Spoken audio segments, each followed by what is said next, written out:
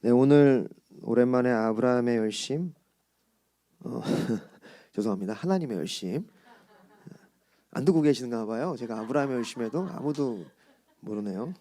아셨죠?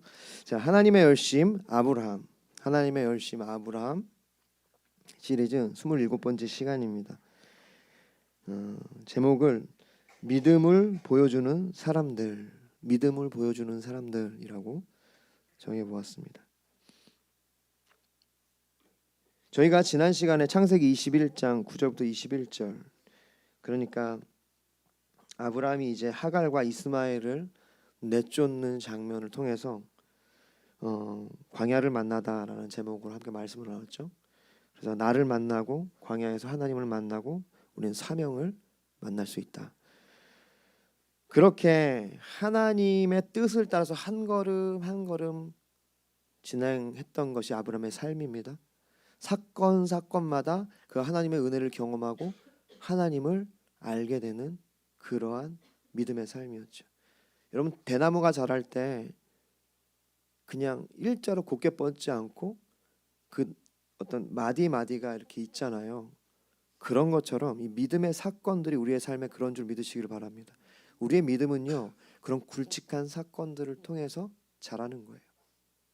아브라함이 자신의 아들이었고, 사실은 본처는 아니지만 이 하갈을 통해서 낳은 이 아들, 장성한 아들, 얼마나 사랑스러웠겠습니까? 그렇지만 하나님의 말씀에 따라 순종하여 그가 그를 내보내죠.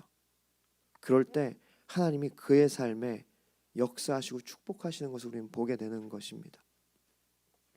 이처럼 쉽지 않은 믿음의 싸움들을 우리가 헤쳐나가는 것이 믿음 생활인 줄 믿으시기를 바랍니다. 믿음 생활이라는 것은요, 그냥 맹목적으로 관념적으로 흘러가는 것이 아닙니다. 우리의 삶에 실제적인 사건으로 나타나요. 다시 말하면요, 내 심령을 흔들게 됩니다. 믿음으로 말미암아 내 심령이 변화가 없고 아무 감각이 없고 무음이 건조하다면 믿음 생활을 잘 못하는 가능성이 더 많습니다. 믿음 생활을 잘하고 우리가 믿음 생활에 온전히 서 있으면 대나무에 그렇게 하나의 마디가 생기듯이 그런 믿음의 흔적이 남게 된다는 거예요. 그게 우리 신앙생활입니다. 여러분의 삶에 그 믿음의 흔적들이, 믿음의 사건들이 날마다 더해지기를 소망합니다. 그 이야기를 다음으로 우리가 만나보게 되는 오늘의 본문은요, 이제 아브라함이 어떻게 보면은요, 그 마지막 시험을 앞두고 아브라함이 얼마나 믿음으로 살았는지를 보여주는 장면이기도 합니다. 이 새해 첫 주일, 우리가 이 아브라함의 그 믿음을 보면서 진정한 믿음의 삶이 무엇인지를 함께 보고 싶은 거죠. 우리가 예수의 마음을 품으라가 올해 이제 표어인데, 예수의 마음을 품는 게 뭐냐? 믿음으로 사는 거예요. 믿음으로 살아서 우리의 삶에 믿음의 시험이 다가왔을 때 예수의 마음으로 그것을 이기는 것이고 주님의 뜻대로 그 안에서 순종하는 것인 줄 믿으시기를 바랍니다. 오늘 본문은 아브라함의 그 믿음을 보여주고 믿음의 사람이었음을 이제 확증하는 거예요. 마치 여러분 최근에 이제 연말 되고 연초 되면 뭐 연애 대상 뭐 이런 거 막 하잖아요. 그러니까 뭐 기안84가 나와서 뭐 막 이러면서 이렇게 막 하다가 뭐 떨다가 받고 막 그러잖아요. 근데 보니까 다 짜고 하는 것 같아. 기안84 자기가 아는 것 같더라고. 아니겠죠? 그래서 이제 막 잘 모르시는 얘기를 하고 있죠. 어쨌든 그렇게 막 할 때 이렇게 후보들을 쭉 올려주잖아요. 그래서 이제 대상 받을 만한 사람들, 뭐 우리 그 중에서 기대하게 되는데, 어떻게 보면 오늘 본문은 그와 같은 것 같아요. 아브라함의 어떻게 보면 마지막 시험이라고 할 수 있는 독자 이삭을 하나님께 모리아산에서 번제로 드리는 그 시험을 통과하기 직전에 그가 얼마나 믿음의 사람인지를 대상 후보를 보여주듯이 저는 오늘 이 본문이 그의 믿음을 보여주고 있는 것 같습니다. 그래서 결국 그는 창세기 22장 12절과 히브리서 11장 17절 19절을 보면은 그가 그 믿음의 시험을 통과하게 되죠. 히브리서 11장 17절 19절을 보면요. 아브라함은 시험을 받을 때 믿음으로 이삭을 드렸으니 그는 약속을 받은 자로되 그 외아들을 드렸느니라. 그에게 이미 말씀하시기를 내 자손이라 칭할 자는 이삭으로 말미암으리라 하셨으니 그가 하나님이 능히 이삭을 죽은 자 가운데서 다시 살리실 줄을 생각하신지라. 비유컨대 그를 죽은 자 가운데서 도로 받은 것이니라. 부활의 믿음이죠. 아브라함 안에 하나님은 죽은 자를 살리시는 부활의 믿음, 그것을 보시고 그를 축복하시고 그에게 그 최종 그 믿음의 테스트가 됐던 것입니다. 그래서 아브라함을 믿음의 조상 삼으시죠. 그러니까 믿음의 근본을 삼으신 겁니다. 네, 그렇습니다. 오늘 본문을 보면 왜 아브라함이 믿음의 조상이고 믿음의 근본이 되는지, 모본이 되는지를 너무도 잘 보여주고 있어요. 우리 히브리서 11장 1절부터 2절 같이 읽을까요? 시작. 믿음은 바라는 것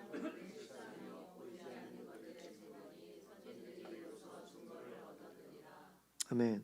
무슨 말입니까? 믿음은요, 보이지 않는 것을 보여주는 것입니다.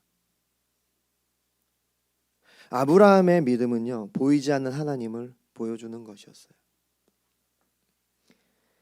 믿음이란 그렇게 우리가 그 실상을, 신앙의 실제를 보여주는 것입니다. 그래서 다른 믿지 않는 자들이 그 믿음을 보고 하나님의 살아계심을 알게 되는 것이죠. 그러므로 그리스도인이란, 성도란 믿음을 보여주는 사람들이다.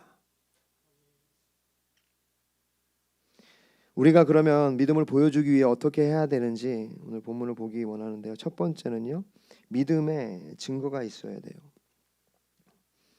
믿음의 증거.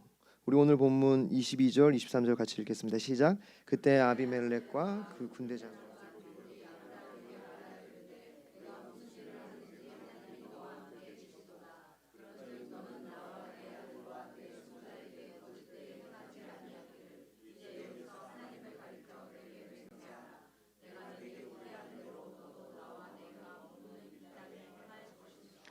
아멘.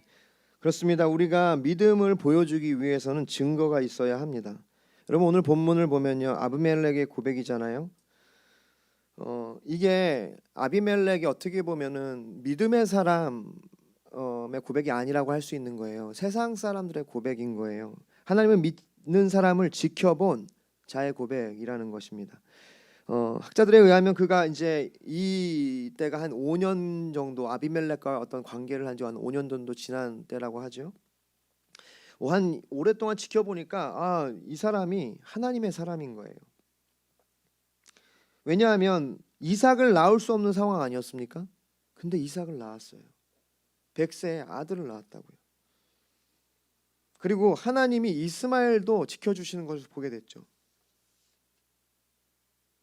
더군다나 우리가 함께 봤는데요. 20장 17절 18절에 아브라함이 하나님께 기도하며 하나님이 아비멜렉과 그의 아내와 여종을 치료하사 출산하게 하셨으니 여호와께서 이왕에 아브라함의 아내 사라의 일로 아비멜렉의 집의 모든 태를 다스셨습니다. 이왕에, 이건 뭐 이왕에 이게 아니라 그 전에 이런 뜻이에요. 아브라함이 하나님께 기도했더니 닫혀있던 아비멜렉의 모든 태가 열려 출산하게 되었어요. 믿지 않는 자가 믿음을 경험하는 사건이라는 것입니다. 이것이 바로 믿음을 보여주는 거예요.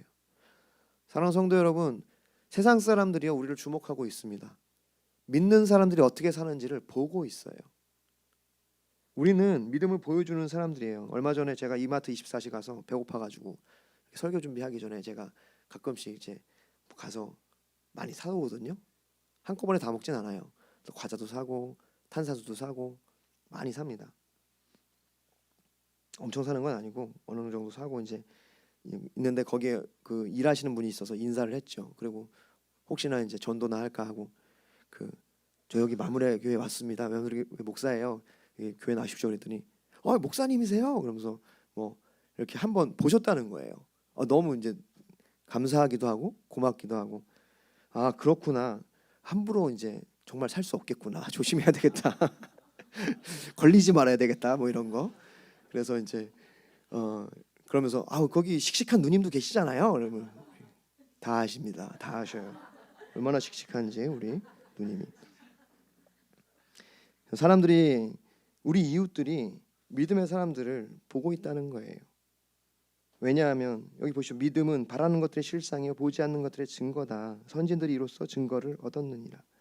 보이지 않는 믿음을 보여주는 것, 그것이 우리 성도들의 삶이에요. 근데 보여주려면요, 여기 보니까 믿음은 실제 상황, 현실이란 뜻이고요.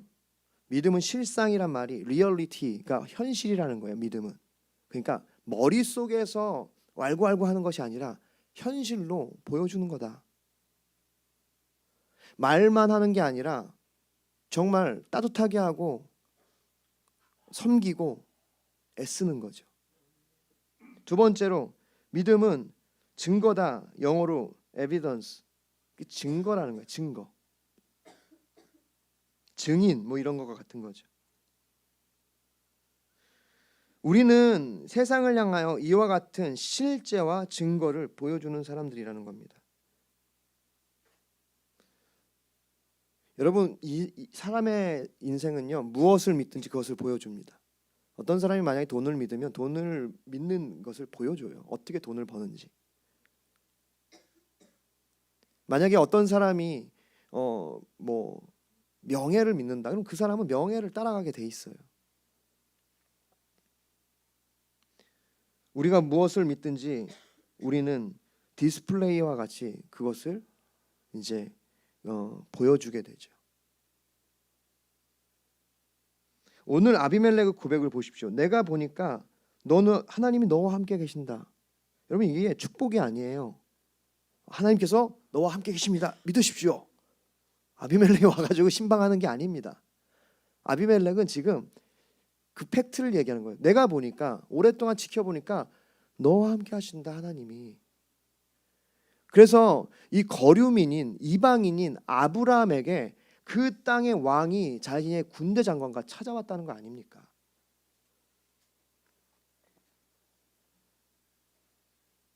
믿지 않는 자의 고백이 어떻게 보면 진짜 고백이라는 거예요.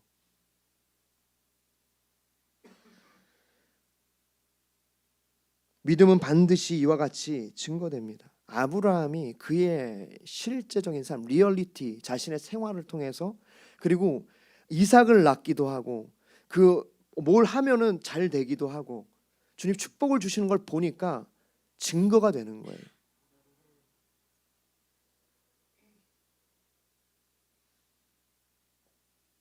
권위가 있지 않습니까? 아브라함은 그 땅의 나그네예요. 근데 그 땅의 왕이 찾아와서 지금 화친을 하자. 그러니까 불가침 조약, 그러니까 서로 침략하지 말자. 평화 조약을 지금 맺고자 하는 그 목적으로 위에 왔다는 거예요. 왜? 그 뒤에 하나님이 계시니까. 심지어는 지금이 아니라 이 다음 세대까지 하나님이 함께 계시는 걸 알기니까. 보니까 이삭을 주신 거 보니까 보통 아들이 아니라는 거예요. 우리 자녀와 그 대대로 우리가 불같이 서로 환대하자.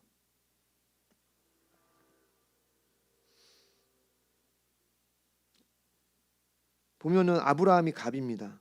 이것이 믿는 자의 위치예요. 세상을 향해서 우리 믿는 자의 위치는 이와 같이 당당한 것입니다. 거류민같이 우리가 생활할지언정, 이 대담한 아브라함의 이 믿음과 이 의로움이 어디서 났습니까? 에베소 5장 8절부터 9절. 너희가 전에는 어둠이더니 이제는 주 안에서 빛이라. 빛의 자녀들처럼 행하라. 빛의 열매는 모든 착함과 우람과 진실함에 있느니라. 이것이 아브라함의 힘입니다. 우리가 믿음을 어떻게 보여주느냐, 여기 있어요. 빛의 열매는 모든 착함과 의로움과 진실함입니다. 그래서 교회는요, 죄를 지으면 안 됩니다.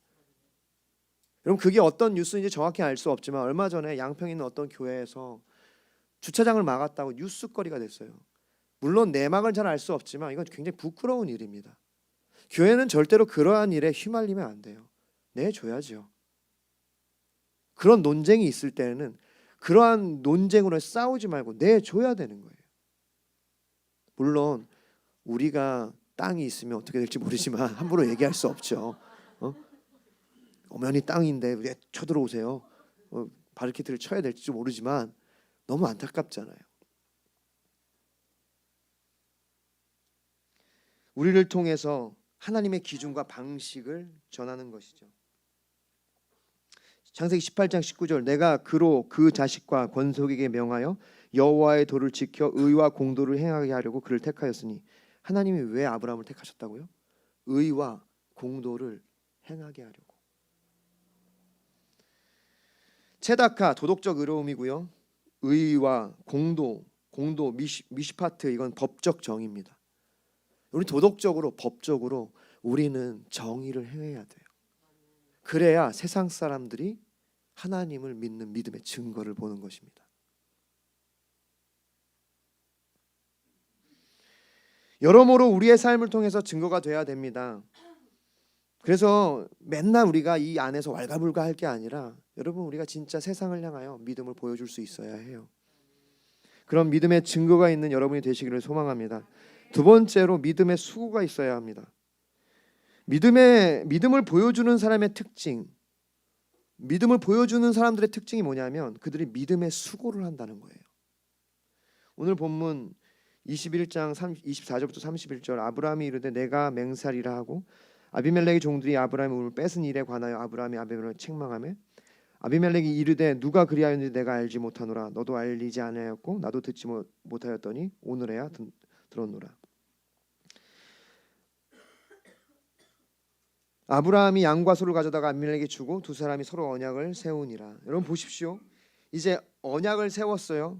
이 언약이 부엘세바, 그래서 그 지명이 부엘세바가 됩니다. 이 부엘은요 우물을 뜻하고요, 세바는 언약을 뜻합니다. 근데 이 세바가 한 가지 더 뜻이 있어요. 그게 뭐냐면 7이란 뜻입니다. 그래서 아마 거기서부터 세븐이란 말이 나왔을 거예요. 그러니까 일곱 우물 혹은 언약의 우물이란 뜻이에요. 이것을 보면 무엇을 알 수 있냐면 아브라함이 수고하고 헌신하여 우물을 팠다는 것입니다. 그런데 자꾸 아비멜렉의 종들이 그것을 빼앗아 갔다는 거죠. 우물 파기가 보통 힘든 것이 아닙니다. 근데 아브라함은 성실하게 우물을 팠던 사람이다. 여러분 우리 믿음의 사람들은요 일확천금을 노리면 안 돼요. 그래서 우리는요 성실하게 할 일을 통해서 우리가 정당한 노동의 대가를 가지고 살아가려고 해야 합니다. 헛된 마음을 가지고 어떠한 그 주식을 통해서 우리가 재테크를 할 수 있다고 저는 생각해요. 그런데 과도하게 그 투자하면서 그것을 통해서 내가 뭔가 일확천금, 그러니까 노동하지 아니하고 얻는 것을 추구하면 안 된다는 것입니다. 그것이 믿음의 수고의 한 면이에요.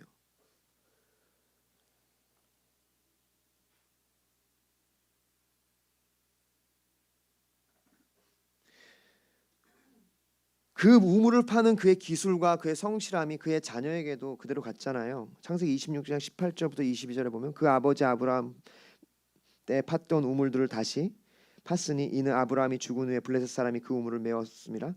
이삭이 그 우물들의 이름을 그의 아버지가 부르던 이름으로 불렀더라. 이삭의 종들이 골짜기를 파서 샘 군원을 얻었더니 그랄 목자들이 이삭의 목자와 다투어 이르되 이 물은 우리 것이라 하매 이삭이 그 다툼으로 말미암아 그 우물 이름을 에색이라 하였으며 또 우물을 팠더니 그들이 또 다툼으로 그 이름을 신나라 하였으며 이삭이 거기서 옮겨 다른 우물을 팠더니 그들이 다투지 아니하였으므로 그 이름을 르호봇이라 하여 이르되 이제는 여호와께서 우리를 위하여 넓게 하셨으니 이 땅에서 우리가 번성하리로다 하였더라. 재밌는 것은 불같은 조약을 맺자고 아비멜렉이 왔는데 사실은 그것을 어긴 것은 아비멜렉의 자손들이죠. 그러니까 블레셋 사람들 그랄 족속들이 아비멜렉의 자손들입니다. 이삭의 때에 가면은 그 언약을 깨는 모습을 보게 되죠. 세상은 그렇습니다. 그러니까 세상을 너무 믿지 마세요. 그런데 이삭은 어떻게 합니까? 그의 성품이 아버지께로 왔겠죠. 믿음의 수고를 합니다. 우물을 파요. 근데 그랄 사람들이 와서 강제로 빼앗고 다툼이 일어나죠. 그러자 포기하고 다른 곳에 가서 우물을 팝니다. 이 얼마나 미련한 짓입니까? 다투고 싸워야죠. 여기 우리 땅인데 왜 쳐들어왔어요? 신문 내 괜찮아. 그게 아니죠. 포기하잖아요. 믿음의 수고는 이와 같습니다. 마치 굉장히 비합리적인 손해를 보는 결과를 가져온다는 거예요. 그런데 결국 그 믿음의 수고를 통하여 하나님은 이삭을 축복하신다는 것을 여러분 믿으시기를 바랍니다. 아브라함이 그랬다는 거예요. 아브라함이 우물을 파자 아말렉의 종들이 와서 빼앗는 거죠. 여기 우리 땅인데 우물 팠으니까 그동안 잘 마셨으니까 우리가 이제 쓸게. 임대 계약 끝. 그리고 이제 자기들이 쓰는 겁니다. 다른 데 파면 또 그렇게 했던 거예요. 그런데 이제 아비멜렉이 와서 그 하나님의 축복을 보고 아브라함과 조약을 맺으려고 하자 그때서야 아브라함이 그것을 얘기합니다. 그래 좋다. 너가 나와 계약을 맺기 원하고 우리가 조약하는 거 나 그렇게 하겠다. 그런데 봐라. 너희 종들이 우리의 우물을 뺏었다.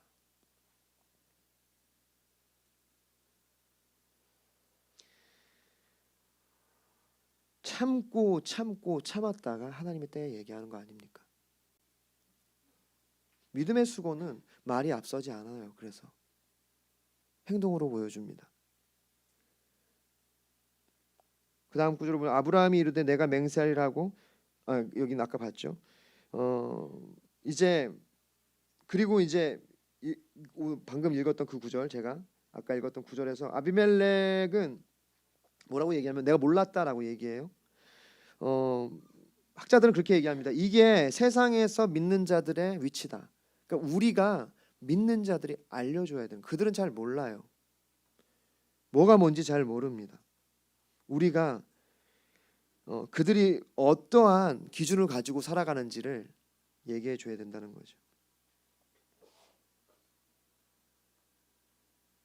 더 나아가서 여기 보니까 이제 아브라함이 28절에 7 암양 새끼를 따로 놓으니 아비멜렉이 아브라함에게 이르되 이 7 암양 새끼를 따로 놓음은 어찌미냐. 아브라함이 이르되 너는 내 손에서 이 암양 새끼 7을 받아 내가 이 우물 판 증거를 삼으라 하고 두 사람이 거기서 서로 맹세하였으므로 그곳을 부엘세바라 이름하였더라. 그러니까 아마 추측해 보건대 아브라함이 한 7개 정도의 우물을 팠나 봐요. 이제 아비멜렉이 와서 그 계약을 맺자고 하니까 그것부터 이제 얘기하는 거죠. 그러면서 내가 암양 7을 너에게 더 주겠다. 그러니 이 7 우물이 우리 것인 것, 우리가 판 것이라는 것을 확증해라.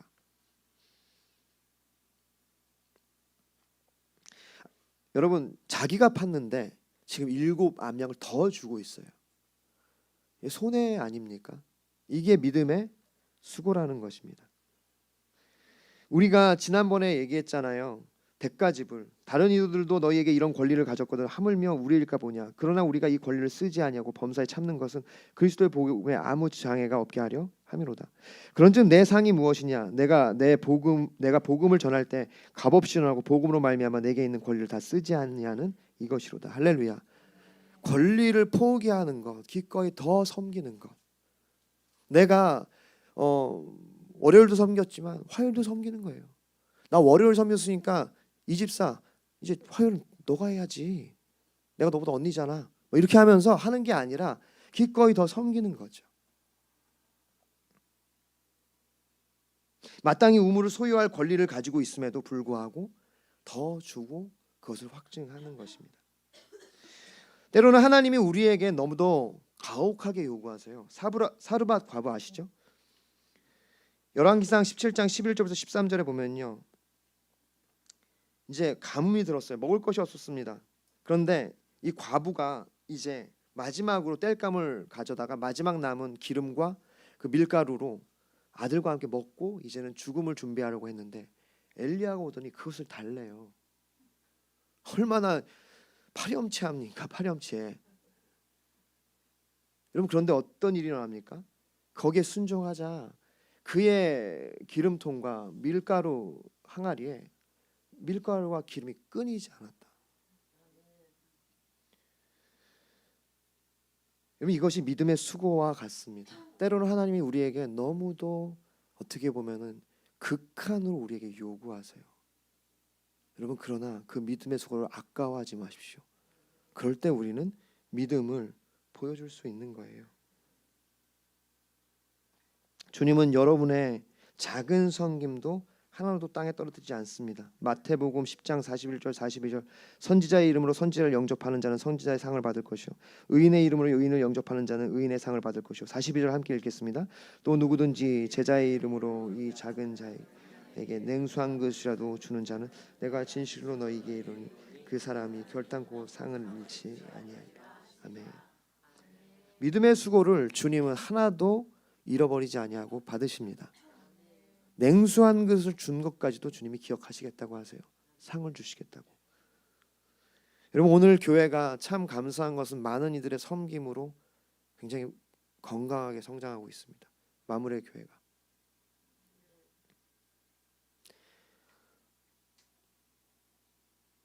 보십시오. 이렇게 데코레이션으로, 또 헌금으로, 식당 봉사로, 청소로. 어떻게 다음 세대 파자마 파티 원래 여기 있었는데 아이들이 얼마나 좋아하는지 몰라요. 눈도 치우고. 여러분, 이런 믿음의 수고, 그것이 우리가 이 세상에 믿음을 보여줄 수 있는 방법입니다. 그러면 그 수고를 아까워하지 마십시오. 한 번 했으니 다음에 너가 하라고 하지 마시고 내가 하고 더 못해서 우리가 하나님 앞에 죄송한 믿음을 가졌으면 좋겠습니다. 더 주님께 헌신할 수 있는 우리가 되기를 원합니다. 세 번째로 믿음의 행동입니다. 우리 32절부터 34절 같이 읽겠습니다. 시작. 그들이 브엘세바에서 언약을 세우매 아비멜렉과 그 군대 장관 비골은 떠나 블레셋 사람의 땅으로 돌아갔고 아브라함은 브엘세바에서 에셀나무를 심고 거기서 영원하신 여호와의 이름을 불렀습니다. 그가 블레셋 사람의 땅에서 여러 날을 지냈더라. 아멘. 네, 이제 아비멜렉과 군대 장관은요, 그 비골은 목적한 바를 이루자 바로 집에 가죠. 세상의 특징입니다. 세상은 목적한 것을 이루면 바로 떠납니다. 그러니까 세상을 너무 믿지 마세요. 친구들도 마찬가지. 세상 친구들은 좀 비슷합니다. 목적을 위해 굉장히 빠르게 움직이죠. 그러나 믿는 자들은요, 그런 사람들이 아닌 거예요. 우리는 목적을 위해 빠르게 움직이는 사람들이 아닙니다. 오히려 우리는 느리게 움직이는 사람들이에요. 믿는 자들의 느림이 나쁜 게 절대 아닙니다. 왜 우리는 느릴 수밖에 없냐면 우리는 영원하신 하나님을 섬기기 때문에 느릴 수밖에 없어요. 우리의 시간은요, 세상의 시간과 다릅니다. 세상이 점점 빨리 변하고 빨리 뭔가 바뀌니까 거기에 대응하라고 우리에게 재촉합니다. 그러나 하나님은 그렇지 않아요.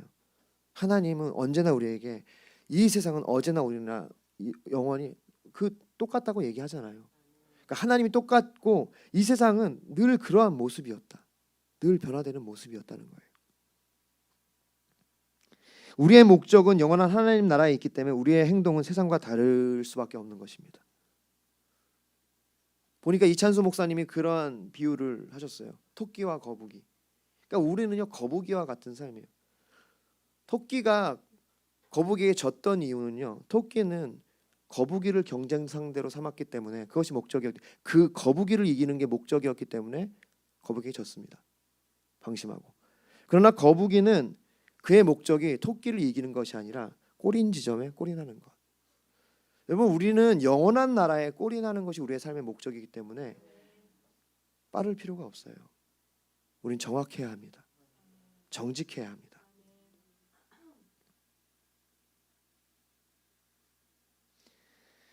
그렇게 빠르게 아비멜렉과 비골은 집에 돌아가지만 아브라함을 보십시오. 아브라함은 바로 집으로 귀가하지 않습니다. 그는 뭘 하고 있어요? 조약이 끝났으니까, 야, 조약 끝났다. 이제 안심하겠다. 이렇게 보험도 드러났으니까 뭐 그랄 왕이 나를 또 이렇게, 그리고 집에 가서 푹 자는 것이 아니라 그가 자신의 삶의 목적을 위해서, 부르심을 위해서 뭘 해요? 에셀 나무를 심습니다. 그 브엘세바 우물가에 에셀 나무를 심고 영원하신 하나님을 불렀다, 예배했다는 뜻이에요. 그리고 여러 날을 그곳에서 살았다. 이것이 다 믿음의 행동입니다. 그곳에서 여러 날 살았다는 것이요, 라부, 여러라는 뜻이 그 라부 욤, 이것은요 굉장히 긴 시간을 의미합니다. 며칠이 아니에요. 히브리서 11장 9절 10절은 이렇게 아브라함을 기록합니다. 믿음으로 그가 이방의 땅에 있는 것 같이 약속의 땅에 거류하여 동일한 약속을 유업으로 함께 받은 이삭 및 야곱과 더불어 장막에 거였으니 이는 그가 하나님이 계획하시고 지으실 터가 있는 성을 바랐습니다. 보십시오. 아브라함은 바로 집으로 돌아간 것이 아니라 세상적인 목적을 이루고 끝낸 것이 아니라 영원한 나라를 향한 계획을 향하여 에셀 나무를 심습니다. 그리고 그 땅에 이방인으로서 거류민으로 살아가요. 외국인으로 살아갑니다. 오랫동안.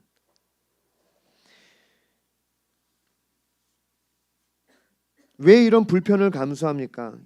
약속의 땅, 그 거류민으로, 그러니까 파로이케오라는 것은요, 외국인으로 거주하다. 이것은 불편한 거예요. 근데 왜 그가 불편을 감수하고 그 그랄 땅에 오랫동안 거류합니까? 왜 거기서 이방인으로 지냅니까? 그것이 믿음의 행동이었기 때문이에요. 그것이 하나님이 계획하고 지으실 터가 있는 성을 바랬기 때문에 그곳에 에셀 나무를 심고 그가 거기에서 믿음으로 예배를 드리며 살아갈 수 있었던 것입니다. 에셀 나무는요, 가장 크고 높고 울창한 나무입니다. 뿌리를요 30m에서 100m까지 내립니다. 그러니까 아무리 건조한 땅에라도 그 나무는요 밑에 지하수에서 이제 그 수분을 흡수하여 큰 나무가 되는 거예요. 어떤 동네에 에셀 나무가 있다는 것은요, 그 동네가 나그네가 쉴 수 있는 공간을 줄 수 있다는 거예요. 아브라함이 자신이 거류민으로 있기 때문에 나그네들을 위해서 에셀 나무를 심는 것입니다. 에셀 나무를 심는 것은요, 또한 그가 그곳에 자신의 터를 잡겠다는 거고, 거기에 하나님의 나라 그리고 하나님의 성이 설 것을 기대했기 때문이라고 히브리서가 얘기하고 있습니다. 사랑하는 성도 여러분, 오늘 이와 같이 여러분의 삶에 에셀 나무를 심으십시오. 믿음으로 교회를 세우고 제단을 쌓고 그리고 비전을 위해서 심는 것, 그것이 에셀 나무를 심는 것이고 믿음으로 행동하는 것입니다. 야고보서 2장 14절부터 17절 같이 읽겠습니다. 시작. 내 형제들아, 만일 사람이 믿음이 있노라 하고 행함이 없으며 무슨 유익이 있으리요? 그 믿음이 능히 자기를 구원하겠느냐? 만일 형제나 자매가 헐벗고 일용할 양식이 없는데 너희 중에 누구든지 그에게 이르되 평안히 가라, 덥게 하라, 배부르게 하라 하며 그 몸에 쓸 것을 주지 아니하면 무슨 유익이 있으리요? 이와 같이 행함이 없는 믿음은 그 자체가 죽은 것이라. 아멘. 행함이 없는 믿음, 우리가 믿음으로 행하지 않으면 보여줄 수 없는 것입니다.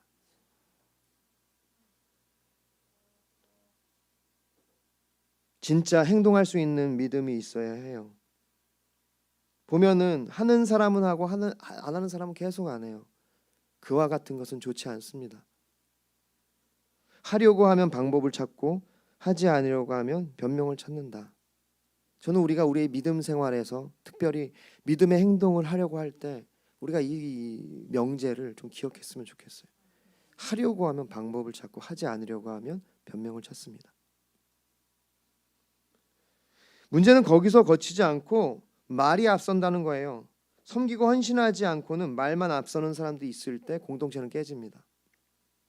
야고보서 1장 26절 누구든지 스스로 경건하다 생각하며 자기 혀를 재갈 물리지 아니하고 자기 마음을 속이면 이 사람의 경건은 헛것이라. 스스로 자신이 경건하다고 생각하면서 말을 함부로 하는 사람은 자신을 속이고 있는 것입니다. 그의 경건은 아무 가치도 없습니다. 우리는 말만 하지 않고 진정으로 섬기고 행동하는 믿음의 행동을 가진 자들이 되어야 합니다. 그럴 때 우리는 믿음을 보여줄 수 있습니다. 차라리 행동을 못하면 우리는 말을 멈춰야 하고 입에 재갈을 물려야 합니다.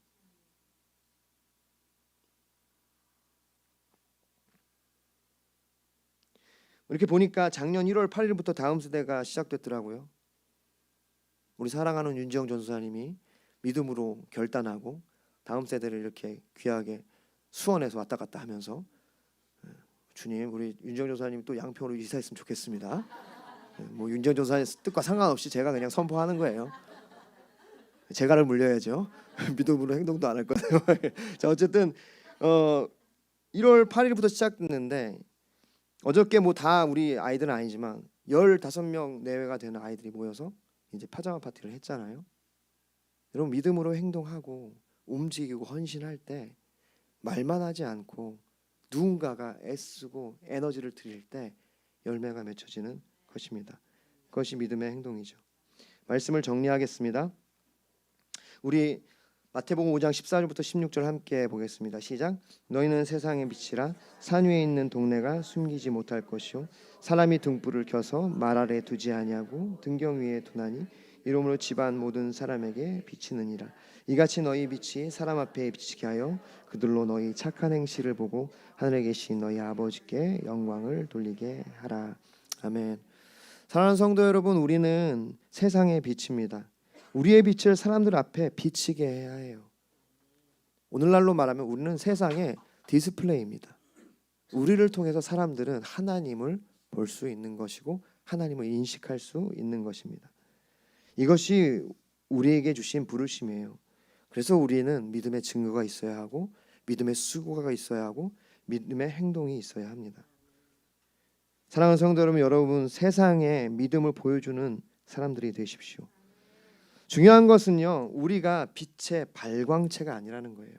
여러분, 우리는 반사체입니다. 우리의 빛을 비추려고 하면 비출 게 없어요. 우리는 먼저 빛을 받아야 합니다. 그것을 반사시키는 거죠. 이사야서 60장 1절부터 3절. 일어나 빛을 발하라. 이는 내 빛이 이르렀고 여호와의 영광이 내 위에 임하였습니다. 보라, 어둠이 땅을 덮을 것이며 캄캄한 만민을 가리려니와 오직 여호와께서 내 위에 임하실 것이며 그의 영광이 내 위에 나타나리니 나라들은 내 빛으로 왕들은 비치는 내 광명으로 나오리라. 할렐루야. 우리에게 영광이 임할 때, 성령이 임할 때, 주의 빛이 비출 때 우리는 비출 수 있는 거예요. 그때 우리는 믿음으로 이제 증거할 수 있고 믿음으로 수고할 수 있고 믿음의 행동을 할 수 있습니다.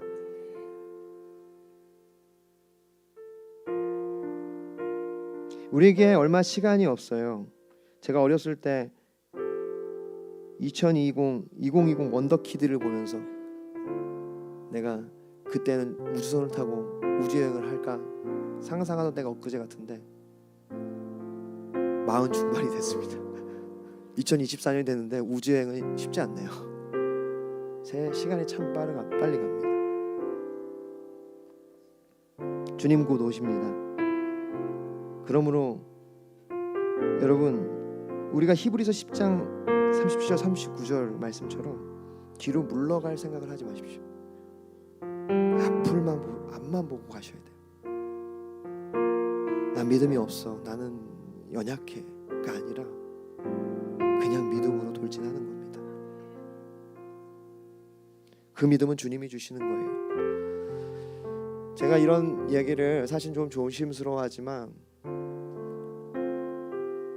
제가 이제 자꾸 눈물이 나서 잘 못하겠지만 사랑하는 저희 이제 아버지가 어떻게 보면 참 순진하고 순수한 분이세요. 여기에 그 열정을 가지고 교회를 세우셨어요. 여러분, 믿음으로 그냥 행동한 겁니다. 계산하지 않고 때려 부었어요. 힘들게 자녀들과 함께 융자를 갚아가면서 여기에 교회 기반을 세웠습니다. 침륜에 빠질 겨를도 없었어요. 앞만 봤습니다. 증거가 되잖아요. 사람들이 알게 되잖아요. 보이잖아요. 그럴 때 열매를 맺는 것입니다. 여러분, 우리도 주님이 그러한 기회를 주셨어요. 곧 우리의 삶은 마지막을 맞이할 것인데, 여러분, 우리가 아브라함과 같이 믿음을 보여주는 삶이 되기를 소망합니다.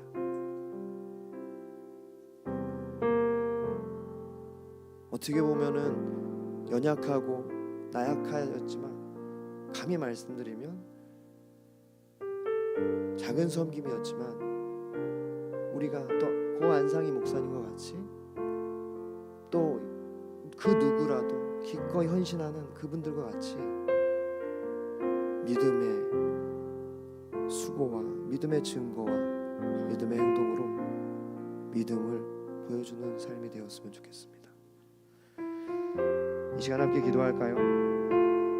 하나님, 내가 말만 하지 아니하고 내가 하나님 주님 앞에 내 스스로를 속이면서 신앙생활하지 않게 하여 주시옵소서.